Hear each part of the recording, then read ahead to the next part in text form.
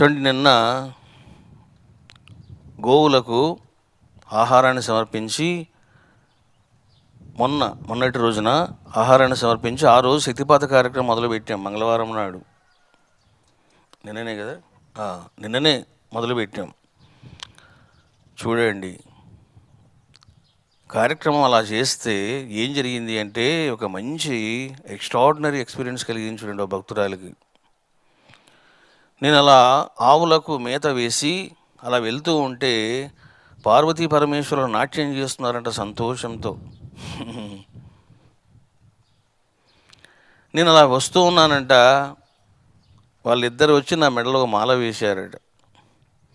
ఆ మాల వేయగానే ఆకాశం నుండి ఋషులు మునులు వాళ్ళు పుష్పవర్షాన్ని కురిపించారంట.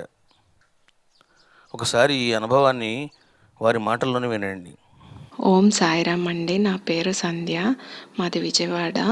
నేను నిన్న మార్నింగ్ స్వామిగారు సామూహిక శక్తిపాతం చేయడానికని చెప్పి జలలింగాలకి నమస్కారం చేసుకుని గోవులకి మేత వేయడానికని చెప్పి నడుచుకుంటూ వస్తుంటే అలా నేను అప్రయత్నంగా కళ్ళు మూతలు పడిపోయినాయి. వెంటనే నేను భువనగిరి వచ్చేసినట్టు అనుభవం వచ్చింది.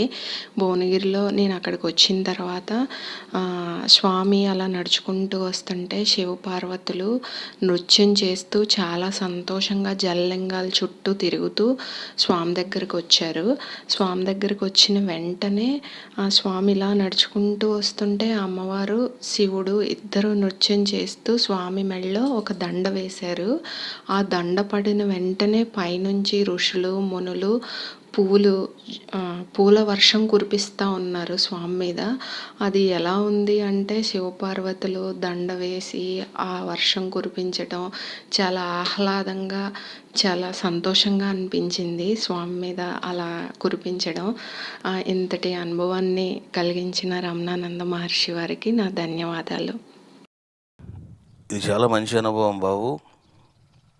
అంటే పరమాత్మ ఏదో రకంగా చెబుతూ ఉంటాడు. చూడండి,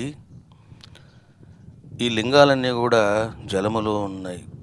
చాలామంది ఏమనుకుంటారంటే విగ్రహారాధన ఎక్కడ ఉంది, ఈయన ఏంటి విగ్రహారాధన చేస్తూ ఉంటాడు, మళ్ళీ వేద మంత్రాలు చెబుతాడు అనుకుంటూ ఉంటారు. ఇది అల్పజ్ఞానం మాత్రమే. వేదములో క్లియర్గా ఉంది. ఇప్పుడు మీకు చెప్పబోయే మంత్రాల్లోన ఈరోజు వస్తుంది అది. అభిషించామి అంటుంది. అంటే హే పరమశివ, నీకు శుద్ధ జలాలతో మేము అభిషేకము చేస్తాము అని అంటారు మహర్షులు. మరి దాన్ని ఏమంటారు? విగ్రహారాధన అంటారా కాదంటారా? అభిషించామి అనేటువంటి సంబోధన చేశారు మహర్షులు. మీకు ఈరోజు హవనం చేస్తాము, అప్పుడు మీకు ఆ టైంలో నేను చెప్తాను.